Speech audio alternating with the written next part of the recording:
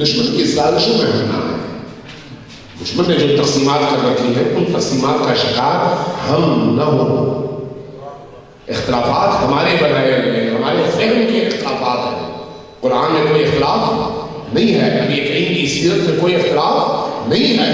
ہمیں اپنے فہم کے اختلافات کو اپنی حد تک محدود رکھ کر امت مسلمہ کے درمیان جو مشترکات ہیں ان مشترکات پر زیادہ سے زیادہ زور دینے کے لیے اپنی قوت صرف کرنے کی ضرورت ہے. تب جا کر امت محمدی تشکیل پائے گی. کب تشکیل پائے گی؟ جب ہم مشترکات پر زور دیں گے. جس چیز پر تمام مسالک کا اتفاق ہو وہ جھوٹ بھی ایسا ہے.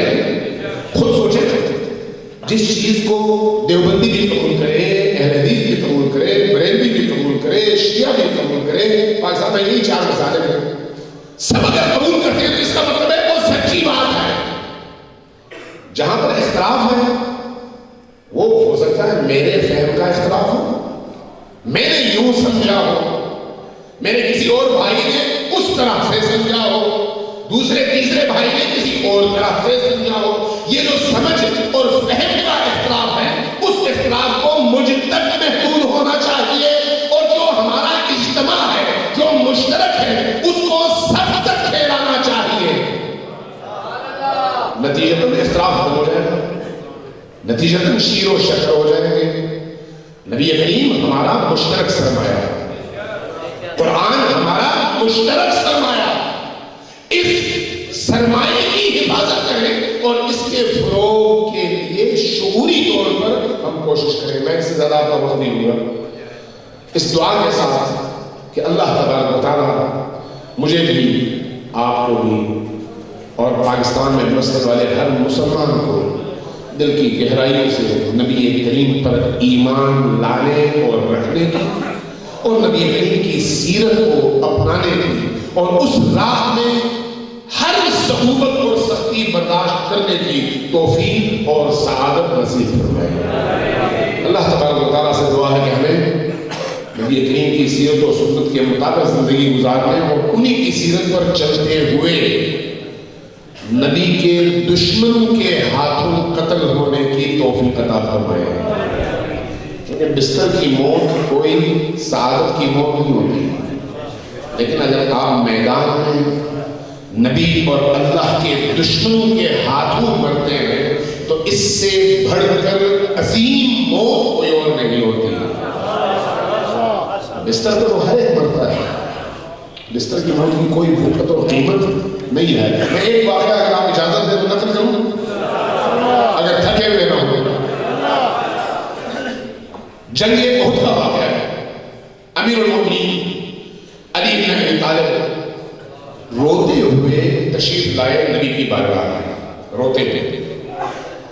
نبی کریم نے پوچھا اے علی کیوں رو رہے ہو؟ فرمایا عرض کیا یا رسول اللہ, آپ نے فرمایا تھا کہ اے علی تم شہید ہو جاؤ گے, لیکن آج میرے قریبی انتہائی عزیز ساتھی سب شہید ہو گئے, 70 سے زیادہ, میں بچ گیا, اس لیے میں رو رہا ہوں. امیر المومنین کی عمر کیا ہے؟ 36 سال, زیادہ سے زیادہ 36 سال. ایک 36 سال کا جوان اسلام کی دوسری جنگ احد, اور وہاں پر نبی کریم کی بارگاہ میں آ کر یوں رو رہا ہے. کس لیے رو رہا ہے؟ اس لیے کہ مجھے شہادت نصیب نہیں. اور کون رو رہا ہے؟ میں نہیں, آپ نہیں, وہ علی جس کے عشق میں کائنات کا ہر ذرہ تڑپتا ہے. وہ علی جس کی محبت خدا ہے, محبت رسول ہے. وہ علی جو ناموس خداوندی کا محافظ ہے. وہ علی جو نبی کریم کی جان اور نفس ہے, نفس رسول ہے. وہ علی نبی کریم کے بعد کائنات کی افضل ترین ہستی, وہ علی. نبی کریم فرماتے ہیں اے علی میں نے جو تمہیں کہا ہے وہ ہوگا اور تم بھی یقیناً شہید ہو جاؤ گے, لیکن جب تم شہید ہو گے تو اس وقت بہت تمہیں تکلیف ہوگی، اس لیے کہ جس تلوار سے تم پر وار ہوگا وہ تلوار زہر میں بجھائی گئی ہوگی، جس کی تکلیف اور جس کا درد بہت زیادہ ہوتا ہے۔ کیف صبرک عند ضرب، جب تم پر وار ہوگا تو اس وقت تم کیسے صبر کرو گے؟ ذرا علی کا جواب سنو، کیا فرماتے ہیں؟ فرماتے ہیں یا رسول اللہ لیس ھذا من مواطن الصبر بل من مواطن الشکر، اے اللہ کے رسول یہ صبر کا مقام نہیں ہے کہ میں کیسے صبر کروں، یہ تو شکر کا مقام ہے کہ میں اللہ کی بارگاہ میں سر و سجود ہو کر کہوں کہ بارگاہ تیرا کروڑوں بار شکر ہے کہ تو نے اپنی راہ میں مجھے قتل ہونا نصیب کیا ہے۔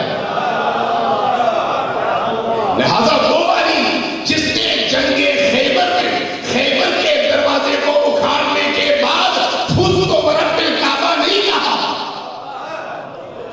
جس نے نہروان میں نہیں کہا، بڑی بڑی جنگیں فتح کی نہیں کہا، لیکن 19 رمضان میں جب مسجد کوفہ کے محراب میں ضرب پڑی تو پہلی دفعہ کائنات علی کی اس صدا سے گونج اٹھی، فزت برب الکعبہ، آج رب کعبہ کی قسم علی کامیاب ہو گیا۔ یہ وہ موت ہے جس کی تمنا اولیاء کرتے ہیں۔ لہذا میں یہ عرض کروں گا آپ سے کہ دعا کیجئے کہ اللہ ہمیں وہ موت دے جو اولیاء کے لیے اس نے مخصوص کر رکھی ہے۔ بہت بہت شکریہ آپ سب دوستوں کا، علماء کرام کا، ساتھیوں کا، خصوصاً مختلف مسالک کے یہاں پر ترجمان علماء کرام جو تشریف لائے، اللہ آپ سب کی اور ہمارے ان تمام بزرگواروں کی توفیقات خیر میں اضافہ فرمائے اور ہمیں اسی طرح سے نبی کریم کی یاد اور ذکر کو عام کرنے کی توفیق اور سعادت نصیب فرمائے۔ والسلام علیکم ورحمۃ اللہ وبرکاتہ۔